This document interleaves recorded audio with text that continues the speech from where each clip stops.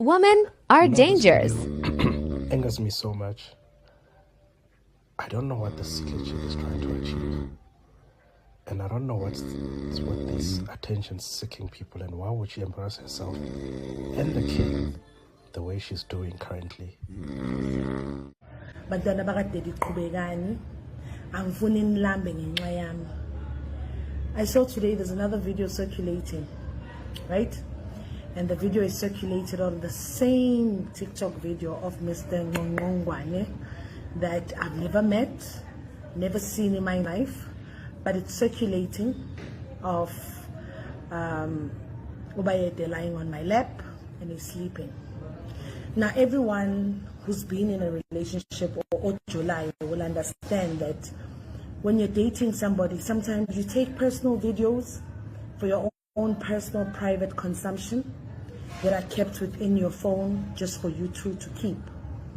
So this video is a video that was taken when? Last year?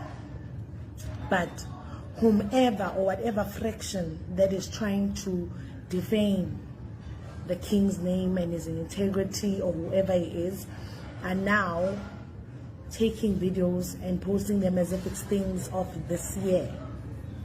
Now, I have no control over that, because when my phone was hacked, when our Wanele Foundation page was hacked, it was reported.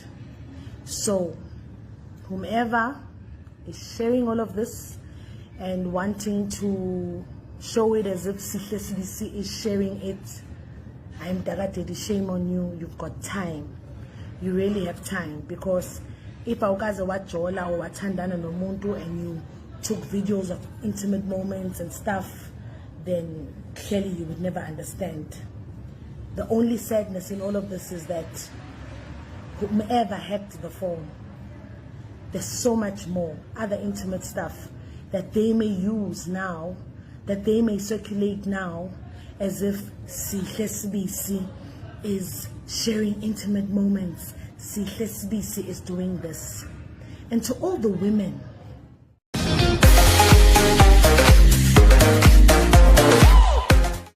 hello everyone, welcome back to Sunday Live Trend. Thank you so much guys for tuning in. Well guys, yeah, kunzima yazi guys, asazoma siblame uSIHLE SIBISI, siblame uQueen Loli, noma siblame wona social media ngalezi zinto ezenzekalayo these days.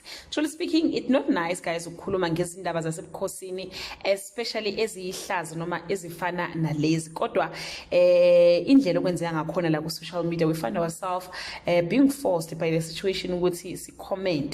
Guys, the Zulu King Zulu has been trending lately after his girlfriend and activist SIHLE SIBISI ephumela obala wathi impela yena nenkosi bebethandana nje obezingenele eziphumela endlunkulu ingekho inkinga. Maningi ke amavideo belokhe vela la ezinkundleni zokuxhumana eSilo sisesimweni esilethelana amahloni.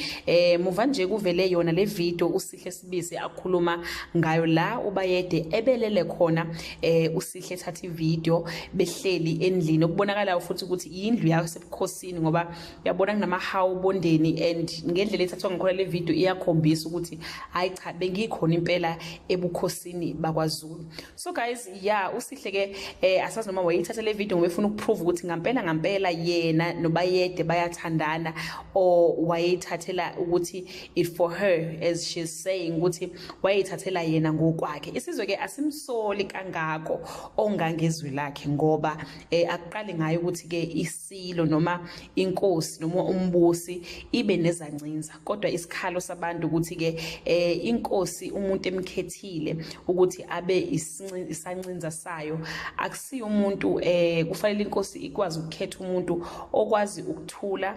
Inkosi ikhetha umuntu ongakhuluma izinto engafanele ayikhulume, especially la ko social media. So the person that have been chosen by our king is a person who does not understand the importance yokungakhulumi ngezinto ezithinta indlu yasebukhosini, umuntu ongazi ukuthi yini kumele ayikhulume, nento ekumele ngayikhuluma. Iningi labantu ke lenza isibonelo ngoLachonco who dated our former president Jacob Zuma but ongakaze akhulume kabi noma aveze izinto engafayela ziveze ngobudlelwane bakhe nomsholozi.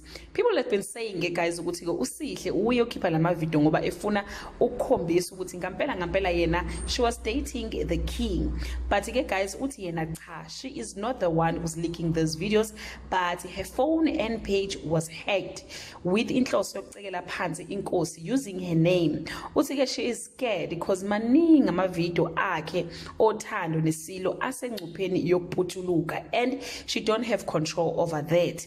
Mina ke guys nginakho ukumsola uSihle ngale video ayenza la yena eyikhulumela khona etshela aba ipublic ukuthi yena bekathandana neSilo, ngoba ngisole ngazuthi iyona lento eyenza ukuthi lama scammers noma labantu abaleaka those videos bathole intuba yokuthi ke babukise ngeSilo, nanokuthi nje kuphinde kubukiswe nangondlukulu kaMayisela because mabekhuluma ngamahlazo omnyeni wakhe ku social media babeka yena nje ekutheni noma ehamba noma ikuphi abantu bambuke ngelinyihlo.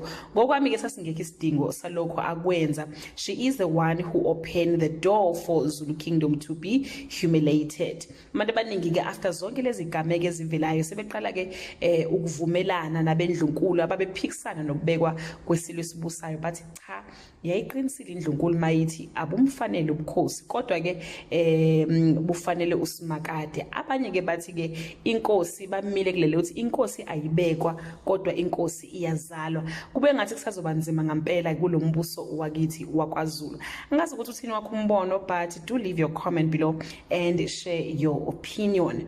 When uyamsola uSihle Sibisi noma usola usocial media, ngoba angikwazi ukuthi sisole ongangizwe lakhe bakithi. Ngiyabonga, bye. Hello everyone, welcome.